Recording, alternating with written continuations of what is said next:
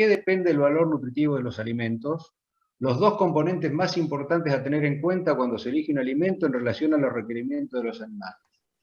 ¿Quién la quiere contestar?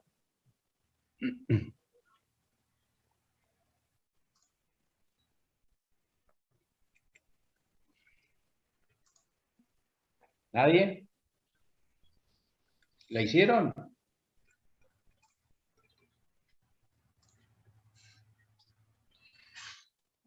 Disculpe, profe, ¿cuál es la pregunta que no recién entro? La pregunta 2, ahí la están viendo.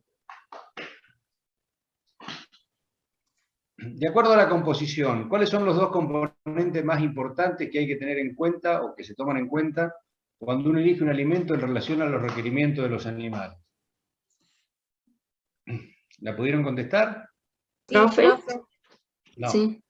Sí, dígame la que dijo sí, ¿quién es? Y conteste, no importa, no tengan miedo, digan lo que más allá de tener desaprobada la materia no va a pasar. No. En La el idea libro es yo leí que era el aporte energético y el aporte de proteínas. Perfecto. Claro, sí. Perfecto, perfecto. Esa es la respuesta, más allá de cómo la escriban y cómo la interpreten. Está bien. Ustedes no se olviden que en esta materia lo que tratamos de hacer es, por un lado tenemos los aportes, los proveedores, si fueran a hacer una obra, ¿no? Si fueran a hacer una obra en construcción, tenés los materiales, ¿sí? Y por otro lado tenés la persona que agarra esos materiales y que trabaja, que sería la energía. O sea, por un lado va a tener ladrillo, por otro lado va a tener obreros, para hacerlo simple. Los proveedores que te tienen que proveer, los ladrillos, en este caso son los nutrientes, que tienen que hablar en el mismo idioma que lo que vamos a construir de este lado, ¿sí? Y el obrero es quien va a realizar el trabajo. Los ladrillos, básicamente, son los aminoácidos, que son los que se van a utilizar para construir las proteínas. Son los ladrillos que vamos a usar para hacer una pared. Y la energía es lo que vamos a obtener de los alimentos y va a ser lo que nos va a hacer andar esa maquinaria para ir pegando los ladrillos adentro del animal. Por ahí me compliqué un poco solo con la metáfora, pero es un poco la idea. O sea, ustedes por un lado están aportando nutrientes, les llamamos nutrientes. Que cuando vimos la composición, los nutrientes básicamente son lípidos, proteínas o nitrógeno no proteico, proteínas y nitrógeno no proteico, hidratos de carbono, de pared o del interior de la célula, lípidos y vitaminas. Básicamente lo terminamos reduciendo en aporte de energía, donde el principal aportante de energía, en el caso de los vegetales, son los hidratos de carbono, ¿sí? Básicamente el almidón, y por otro lado, la proteína, ¿sí? O el compuesto nitrogenado para el caso de los rumiantes, pero quedémonos con las proteínas que son polímeros de aminoácidos. Entonces lo que nosotros buscamos es cuantificar la energía, ¿sí? Que lo va a aportar básicamente los hidratos de carbono, pero también la energía la aportan las proteínas y las aportan los lípidos, y por otro lado la proteína, ¿está bien? Y lo vamos a tener que comunicar. Esa energía va a tener que estar expresada en unidades que van a ser las mismas, en las cuales yo la voy a valorar en los nutrientes y en la cual yo voy a llevar a cabo los requerimientos de mis animales. Ya voy a hablar en calorías de un lado, calorías de aporte y calorías de requerimiento, megacalorías de aporte y megacalorías de requerimiento. ¿Sí? Proteínas de aporte y proteínas de requerimiento. Esos son básicamente los dos componentes más importantes cuando elijo un alimento. ¿Qué cantidad de energía me aporta? ¿Sí? Teniendo en cuenta que quienes aportan la mayor cantidad de energía en el caso de la alimentación de los animales son los granos, y dentro de los granos, básicamente su componente más importante, que es el almidón, y su proteína. ¿Está bien? Esos son los dos parámetros que yo voy a tener en cuenta para saber qué me aporta un alimento y saber cuál es el requerimiento o qué requerimiento del animal me van a satisfacer. ¿Quedó más o menos claro? Sí, profe. Sí, profe. Sí, profe. Por ahí se lío con los ladrillos y la cuchara, pero un poco es así. De un lado están los proveedores de los materiales, que son los alimentos, y por otro lado lo que tenemos que construir. No va a ser una pared, sino van a ser kilos de carne, litros de leche, kilos de lana, lo que fuera, o cantidades de huevo. Bien, la pregunta 3. ¿En qué unidades se expresan la concentración energética de los alimentos y en qué unidades la proteína? Hoy vamos a hablar de energía, o sea que no se enreden mucho ahí, pero si alguno la contestó y la quiere contestar, es fácil esa. ¿En qué unidades? ¿Cómo hablamos? ¿Cuál es el idioma que hablamos Profe, de un lado y del otro? la proteína en porcentaje Perfecto. y la energía, la concentración energética en megacalorías de energía metabolizable por kilogramo de materia seca. Bien, bien. Ahora vamos a ver por qué la energía, vamos a ver que hay varias maneras de expresar la energía, pero la energía metabolizable es correcta, la podemos usar en los rumiantes y en los no rumiantes podemos usar energía metabolizable o energía digestible. Vamos a ver por qué en el cerdo, por ejemplo, da lo mismo uno que la otra y no da lo mismo en un rumiante. Pero está bien, es correcto. Hablamos en porcentaje de proteína bruta, proteína cruda, y hablamos en megacalorías de energía metabolizable en general para todos los animales. Bien. 4. ¿Cuál es la base de la alimentación para el rumiante y cuál es la base para los no rumiantes? Para el rumiante el voluminoso y para los no rumiantes los concentrados energéticos. Perfecto, los granos. Bien. 5. ¿Cómo se clasifican los alimentos? Mencione qué parámetros se tienen en cuenta para su clasificación. Algún ejemplo de cada uno de ellos. ¿Cómo los clasificamos? En base a 2 parámetros, ¿no? Básicamente. Al porcentaje Contenido de materia fibra seca y bruta. porcentaje de fibra bruta. Perfecto, perfecto. Y a partir de ahí, los clasificamos en 3 grandes grupos. ¿Cuáles son? Voluminoso, suculento y concentrado. Perfecto, perfecto. Ejemplo de un voluminoso, los pastos. Ejemplo de un suculento, la remolacha. Y ejemplo de un concentrado, el grano de maíz. Bien. A los fines de los cálculos prácticos, ¿qué alimentos no tienen? Esto es ser maldito cuando hace estas preguntas, uno, en realidad es medio tonto la capciosidad, pero a los fines de los cálculos prácticos, ¿qué alimentos no tienen un contenido de materia seca cercano al 90%? Ese no lo encontré, profe. O sea, no. No, pero Los sí, suculentos. no tenés que buscarlo, esto lo hemos charlado. Puede ser la... Los suculentos, profe. No, sí, los suculentos más vale, pero algo que usemos más acá. Los suculentos se usan poco en la dieta. ¿Qué otro alimento no tiene el 90%? Y los voluminosos. Exactamente, los pastos. Esto era para que contesten. Está bien, los voluminosos, los pastos. El 90% más lo tienen los granos, ¿está bien? Acuérdense que acá, más allá de que los suculentos se utilizan, los 2 grandes grupos de alimentos que usamos son los voluminosos, básicamente los forrajes, en los rumiantes, y los concentrados energéticos, que son los granos, tanto en los rumiantes como en los no rumiantes. El voluminoso está, pero no es tan importante en las dietas que se hacen. ¿Está bien? ¿Cuál es el principal constituyente de la materia seca de los alimentos voluminosos y cómo está formado? La pared celular. Bien, la pared celular, perfecto, y está formado por... Celulosa, hemicelulosa y lignina. Muy bien, perfecto. Haga un cuadro comparativo entre gramínea y leguminosa en donde quede representada la calidad de acuerdo al estado fenológico. Más o menos, cuéntenmelo el cuadro, ¿cómo sería? ¿Qué diferencia hay entre una gramínea y leguminosa de un estado vegetativo similar, si quieren? ¿Cuál es la gran diferencia? Las leguminosas. Las proteínas. Perfecto. Tienen más o menos un 4, un 5% más de proteína, ¿no? Si lo tomamos la alfalfa como la leguminosa base, comparado con un verdeo de avena, si quieren. ¿Está bien? Y el estado fenológico, ¿cuándo es el mejor momento para comer una leguminosa o para cortarla y que nos dé la mayor cantidad de volumen y de calidad nutricional? ¿En qué estado es? ¿Cuál es el estado óptimo para utilizarla? En el macollaje, en gramíneas. En gramínea, bien. ¿Y la leguminosa? En el primer ciclo de crecimiento. El 10% en floración, más o menos. Es cuando aporta la mayor calidad y el mayor volumen. Bien. 9. ¿Qué diferencia hay en un verdeo de invierno, en otoño y en primavera?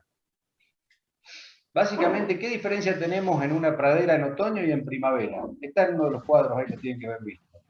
El de otoño tiene...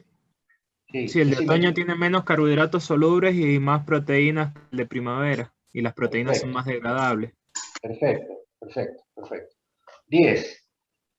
Describe en un gráfico la tendencia de los principales parámetros que definen la calidad de una pastura en función de su estado fenológico. Bueno, los parámetros, cuéntenmelo cómo es, a medida que la pastura crece, ¿qué es lo que disminuye y qué es lo que aumenta? Básicamente es eso.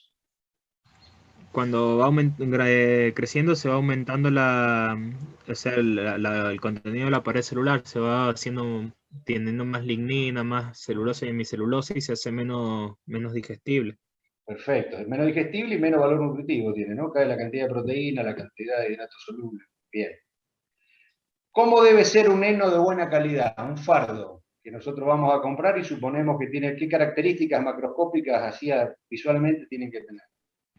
Color verdoso, bastantes hojas, o sea, una buena proporción de hojas y un olor agradable. Perfecto. Y sin malezas. Ahí está. Lo otro importante, eso es importante y desde la práctica es importante. Tengan en cuenta que todos los años siempre hay algunos animales que se mueren por Wedelia glauca, por chiquilla. La chiquilla es bastante común acá. El primer corte, que es un corte que se hace desmalezado, nada, si uno compra un fardo de esa calidad y el animal tiene mucho hambre, es probable que haya mortalidad, ocurre casi todos los años. O sea, hay que saber visualizar eso, que no haya malezas tóxicas sobre todo. Y acá en San Juan, la chiquilla. ¿De qué depende la calidad de un silo?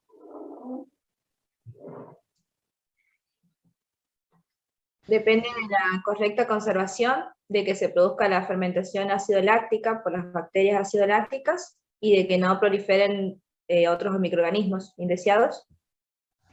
Básicamente que se mantenga la anorexia. Perfecto. La anorexia no, porque la anorexia es no comer. Claro. La anoxia, Claro. Parecido, Sí. está bien. Anorexia Está bien. es otra. Bueno, y para lograr eso, ¿cómo hacemos para lograr ese ambiente libre de oxígeno? Sí. Una Ese buena ambiente compactación reductor. y un buen sellado.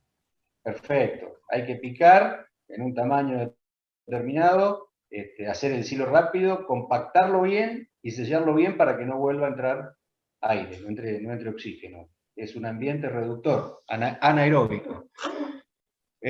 Bien.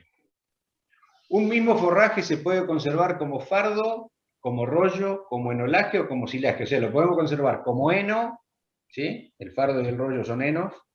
El enolaje es un tipo de heno con un poco más de humedad, y silo. ¿Cuál de estas formas elige para preservar su calidad? ¿Cuál de todos estos tiene mejor calidad? El silaje. El silaje. El silo, perfecto. El silo es lo más parecido a lo natural, ¿no? Móvemelo, Pablo. Ahí está. Complete los porcentajes aproximados de los siguientes componentes de un rastrojo. ¿Cuánto tiene de pared celular? Un rastrojo de trigo. 75, 80. Entre Muy 75 alto. Perfecto, muy alto. ¿La digestibilidad cómo es? 30 o 40. Entre 30 y 40. Bien, eso me va a determinar que cuánto va a estar en el rumen dando vuelta. ¿Poco tiempo o mucho tiempo? Poco tiempo. No, si la Mucho digestibilidad tiempo, baja, porque baja está la más digestibilidad. tiempo retenido. ¿Está bien? Claro. Si la digestibilidad baja, está más tiempo. A medida que aumenta la digestibilidad, pasa más rápido. Y el último, ¿cómo es el porcentaje de proteína? Del 4 al 5. ¿Y eso es alto o es bajo? Y es Bajo. bajo. Muy bajo. Bien. La pregunta 15. En general, ¿en qué cantidades se encuentran los siguientes componentes en los granos? Materia seca, materia orgánica, calcio, ¿qué dice ahí? Proteína bruta, CIP, no sé si es calcio y fósforo, fibra bruta, lípido y aporte energético. ¿Quién lo tiene? Yo creo que estaba el cuadrito por ahí. Profe, en mi caso no sabía qué representaba C y P. No importa. Esa no la respondí. No es trascendente. Vamos a materia seca. ¿Cuánta materia seca tienen los granos? ¿Mucho o poca? Mucho. Más del 90%. 90. Más del 90. Materia orgánica de ese 90, la mayoría. ¿Está bien? 90. Profe, Mucho. No. Sí. profe, perdón, es que se me tildó cuando le quería hacer una pregunta, ya pasaron la... Ahora volvemos, terminamos esto y volvemos a la pregunta tuya. ¿Cuánta proteína tiene más o menos un grano? Tomemos el grano de maíz, que es el grano que se utiliza básicamente en todos lados. ¿Cuánto es la proteína del maíz? Entre 9,5 y Y 14,5. 14,5. No, la proteína del maíz no. Si fuera eso, ¿sabes qué? Sería una joya, no. Acordate que casi toda la alimentación, la base, el principal componente es el maíz y se lo suplementa normalmente con proteína. Y se lo suplementa porque no alcanza con la proteína que tiene. Para casi todos los planteos, hay planteos que sí, pero para casi todos los planteos productivos hay que suplementarlo con un suplemento proteico. ¿Cuál es la proteína? Pero el maíz no tiene 9,5 de proteína. ¿Cuánto, perdón? 9,5. Alrededor del 9, pero no el 14. ¿Está bien? El 9, 8, 9, 9, 2, depende de las variedades de los híbridos, pero sobre el 9. ¿Está bien? Y normalmente la demanda de proteína arranca sobre los 14 y termina en los 18, de acuerdo al animal, de acuerdo a la categoría. ¿Está bien? Siempre es medio cortona en cuanto a proteína. Fibra bruta, ¿cuánto tenemos bueno, ahí va a depender del grano, pero ¿cuánto tenemos de fibra bruta? ¿Mucho o poco? Poco. Poco, sobre todo el maíz, porque es un grano desnudo, y si fuera un grano vestido como la avena, es un poco más alta.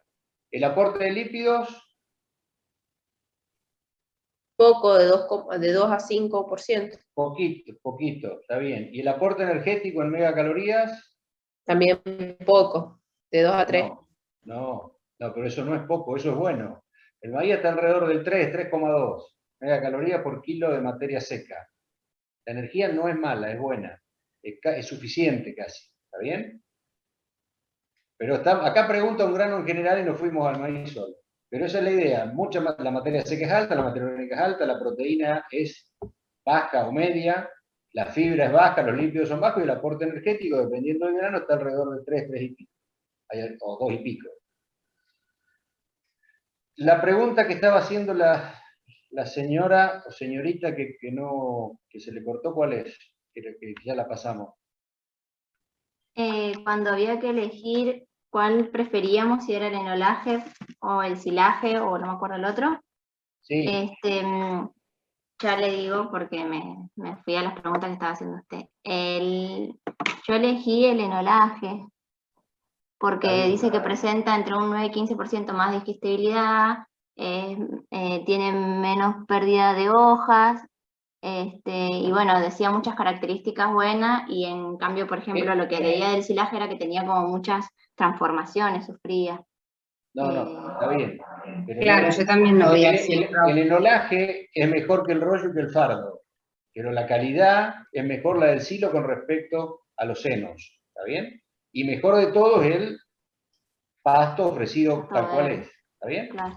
Todas esas transformaciones, profe, son las que hacen que se conserven las propiedades, ¿no es cierto? La calidad. Claro, O sea, es bueno claro. que sufra todas esas transformaciones.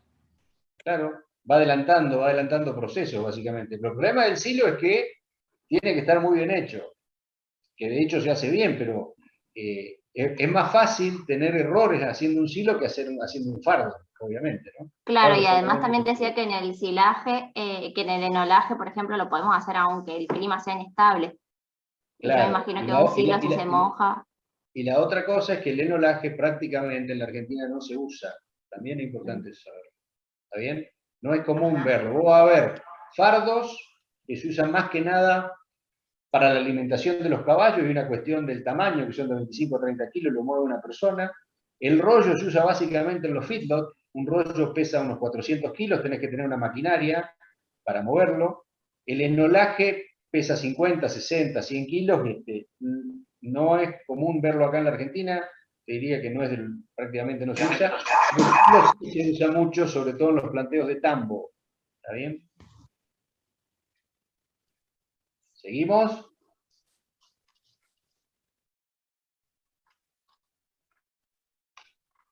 ¿Cuál de los granos de cereales tiene menor concentración energética y por qué? ¿Y cuál mayor? Por ahí también había una tabla. La avena es el que Avena, tiene menor profe. concentración energética. Y el maíz es el que tiene mayor. Claro. Perfecto. Y el tema de la avena, que es un grano vestido, o sea que tiene fibra. Claro, posee mucha Cuando fibra y vos agarrás una lípidos. bolsa de avena, hay mucho de grano y hay mucho de la fibra. Y la fibra, por definición, tiene menos energía que lo que es la parte del grano propiamente dicha. 17. Nombre 4 ventajas del proceso de peleteado de un alimento. ¿Por qué el pellet está bueno? ¿Por qué es bueno peletear o qué es lo que mejora?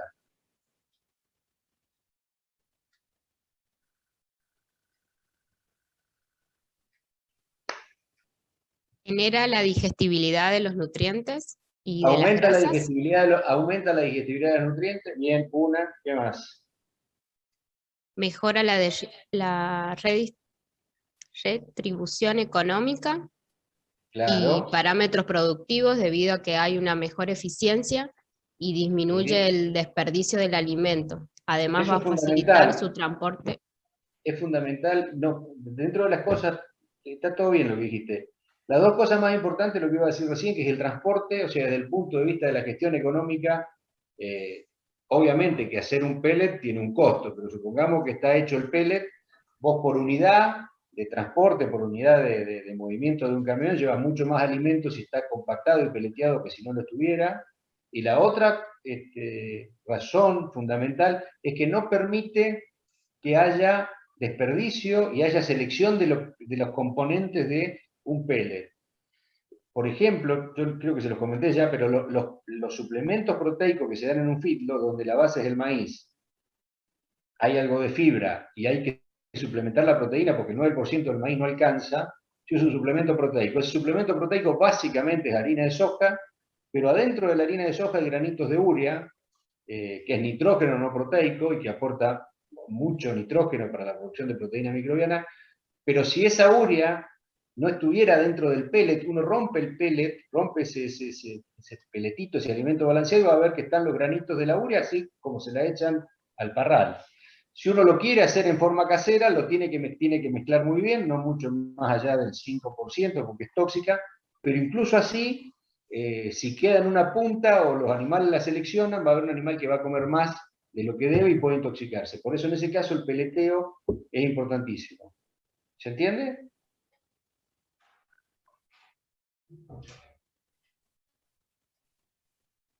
Bueno, supongo que se entiende. Profe. El 18. Expliquen cuál de los siguientes, de las situaciones esperaría una diferencia mayor entre la calidad, entre el forraje que se ofrece y lo que seleccionan los animales. Tenemos muy baja aporte de materia seca por hectárea y una carga de 3 animales, 3 novillos por hectárea. Después tenemos la misma baja carga y 2 novillos por animales. Y después tenemos 2 cargas altas con 2 animales y con 5 animales. ¿Dónde le parece que van a seleccionar más los animales y van a dejar manchones de pasto que no comen o lo van a dejar para lo último? ¿En qué situación? En el C. ¿Perdón? En el C. En el C, perfecto. Imagínense ustedes que los invitan a comer y ponen 10 platos de comida, desde sopa, fideo, hasta asado, si les gusta el asado, ravioles. Si entra una persona sola, ¿qué va a hacer? Va a comer lo que más le gusta y va a dejar lo que no le gusta. Si le meten muchas, si ponen 10 o 15 personas, no van a seleccionar tanto. O sea, cuando hay mucha oferta y poca carga, es donde el proceso de selección es mayor. ¿Qué van a seleccionar los tipos cuando van a comer? Van a seleccionar pastos más tiernos, mayor digestible, mayor cantidad de hoja, mayor cantidad de hidrato, mayor cantidad de proteína. ¿Está bien? Lo mismo queríamos nosotros si nos ponen mucha comida y somos pocos. Sí. Pero eso no produciría una pérdida de la materia seca, o sea, de la goma. Claro. Si vos tenés mucha oferta, vos tenés una pastura de 5.500 kilos de oferta y le ponés una carga muy baja, estás trabajando mal. Estás trabajando mal porque el tipo te va a seleccionar y te va a comer lo que quiere. Vos querés que te coman todo el lote. Por eso se trabaja con cargas instantáneas altas, que es el pastoreo rotativo, que es la mejor manera de pastorear. Franjas chicas con alta carga de animales. Cosa que se coman todo lo que vos tenés para ofrecerle y que no te seleccionen. Y se coman lo mejor y te dejen lo más feo. ¿Está bien? Lo más engañado, lo menos... Profe, Sí. ¿podría decirse que la más eficiente sería como la opción A, entonces? No, porque ahí tenés baja carga. Ahí tenés baja carga. La B sería Sí.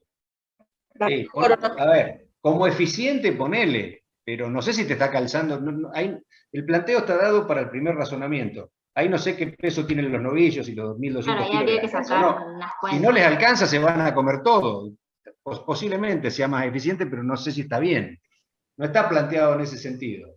Si no, ¿dónde van a seleccionar mal los tipos? Mucha oferta, poca carga. ¿Está bien? Sí, perfecto. Bien. La 19. Esto está ahí, no hablamos nosotros, pero ¿qué aditivos suelen incorporarse a los alimentos y para qué sirven? ¿Con qué finalidad? Yo le puse que se puede agregar antifúngicos, antioxidantes, pigmentos para colorear, por ejemplo, la yema de los huevos o la piel, Perfecto. aromatizantes, saborizantes, aglomerantes para los pellets. Perfecto, perfecto. Y la idea es controlar enfermedades o mejorar la utilización del alimento y también la calidad del producto. ¿Y a ustedes les parece que esté bien que se coloquen antibióticos o antimicóticos en el alimento de una vaca, que después se la van a comer ustedes? Y por una parte no, porque en realidad eso también debería estar recetado, ¿no es cierto? O sea, no cualquier animal puede tomar cualquier cosa. Por una parte, y otra porque eso también va hacia nosotros. Pero ahí me están diciendo que dentro de los aditivos hay, se llaman antibióticos ionóforos, no vale la pena explicarlo, hay uno muy común que es la monensina, ¿sí? Pero está bien usarla, está bien que se use. ¿Qué problema puede tener esto? Y que está muy en debate ahora. ¿Qué puede generar ser que afecte en el tema de la leche? Sí, no es lo más importante. La resistencia a los antibióticos que podemos generar también. ¿Perdón? ¿Cómo? Que podemos generar resistencia a los antibióticos. Perfecto, ese es el tema. Ese es el tema. Hay toda una... no es una historia, es una realidad que los antibióticos, las bacterias se hacen resistencia por el mal uso de los antibióticos en bajas dosis. Los bichos empiezan a mutar y a darse cuenta que hay algo que le hace mal y cambian su estructura y los van evadiendo. Una de las cuestiones es el uso de antibióticos en la dieta de los animales, porque esos antibióticos normalmente quedan como residuos, sobre todo en las grasas, y nosotros los vamos a comer y nos vamos a hacer resistentes. Supónganse que, esto es un supuesto, no se hace. La amoxicilina, que la usamos a pasto los humanos para toda la parte respiratoria, se la estemos dando a las vacas. Y nosotros de chiquito comemos carne con restos de amoxicilina. Cuando nosotros nos resfriemos o tengamos alguna complicación respiratoria y nos indiquen amoxicilina para tratarnos, seguramente nuestras bacterias, si hemos comido esa amoxicilina durante muchos años, van a ser resistentes y no nos van a curar como nos deberían. ¿Está bien? Eso se llama resistencia microbiana. Pero, ¿por qué se utilizan algunos todavía? ¿Por qué la monensina se utiliza? ¿Qué les parece a ustedes? ¿Por qué está permitida? Y lo que hace la monensina es regular la cantidad de microorganismos metagénicos, o sea, baja la cantidad de metano. Si ustedes a un planteo de feedlot le están agregando dentro de los aditivos, porque se adicionan, aparte de proteína, este tipo de aditivos, dejan de dárselo, van a ver que hay muchos animales que se empiezan a timpanizar. O sea, la cantidad de metano es tan grande que los animales se los ve hinchados, y por lo tanto son menos eficientes, convierten menos. Así que en casi todos los planteos se usa este ionóforo como aditivo. Pero ¿por qué se permite esa droga y no otras? ¿Qué opinan ustedes? Porque no tiene efecto en el ser humano. Perfecto, porque no se utiliza en humanos, dejó de usarse. ¿Está bien? Aunque la idea es tratar de todo lo menos que se pueda poner ahí adentro de la comida hay que dejar, pero bueno, también se usa coccidio estático para los coccidios. Se viene regulando cada vez más, cada vez se usa menos, pero la realidad es esa, o sea, si no se controla, después generan resistencia en los humanos, que estamos al final de esta cadena alimenticia, ¿no? Y la última, ¿en qué especie se puede utilizar la cama de pollo y cuál es el aporte de este alimento? Primero, ¿qué es una cama de pollo? ¿Alguno lo leyó?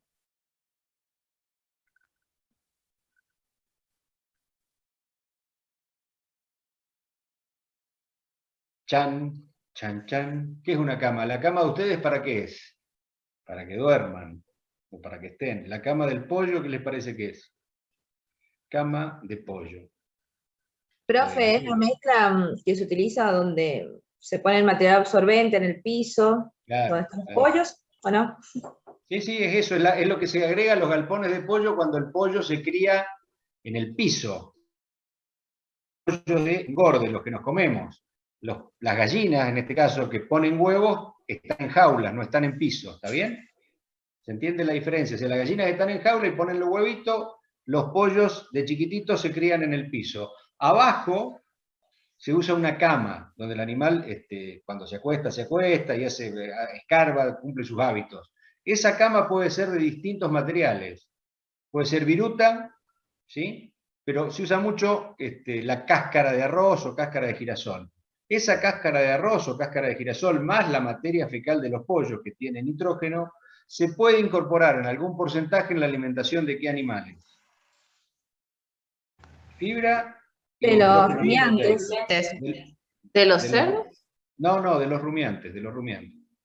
Vos estás incorporándole fibra y nitrógeno no proteico. ¿Está bien? Es un poco un asquito, pero es así. No es muy común que se utilice acá en la Argentina. Pero bueno, sépanlo que eso puede ir por el componente que tiene. ¿Está bien? Nitrógeno de la materia fecal de los pollos y fibra de acuerdo a la cama que usen, sobre todo la cama de arroz. Estamos... Leí también que decía que no se usaba para vacas lecheras, porque se contaminaba la leche, en ese sentido. Sí, ponele. Yo creo que si a la vaca se lo das, no te vas a enterar nunca, pero no es algo muy habitual, pero por una cuestión de costos, porque no aporta mucho, pero bueno, sepan que la cama del pollo es eso, lo que se pone abajo, tiene cáscara, tiene fibra, si a vos te falta fibra y la tenés a mano, la podés usar y aparte tiene un aporte de nitrógeno no proteico. De los problemas vamos a mirar el primero nada más, porque esto supongo que lo habrán hecho, son muchos de sentido común.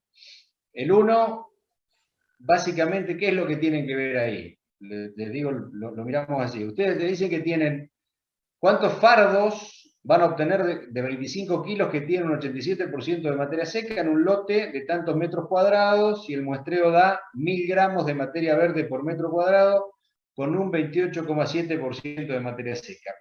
¿Qué dijimos que trabajamos nosotros cuando hacemos los cálculos? Sobre la materia seca, no sobre la materia verde. O sea que una de las maneras de encararlo sería que el fardo que yo es sobre la materia seca, yo no voy a tener 25 kilos de materia seca en el fardo mío, sino que voy a tener un 87%, ¿está bien?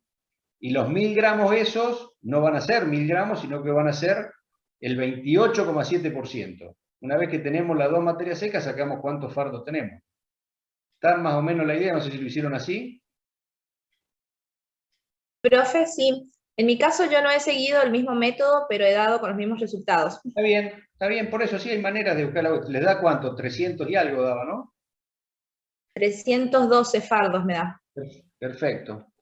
311, 312. Listo. Paramos un segundo acá y encaramos el teórico de energía, que no es muy largo, pero es un concepto importante.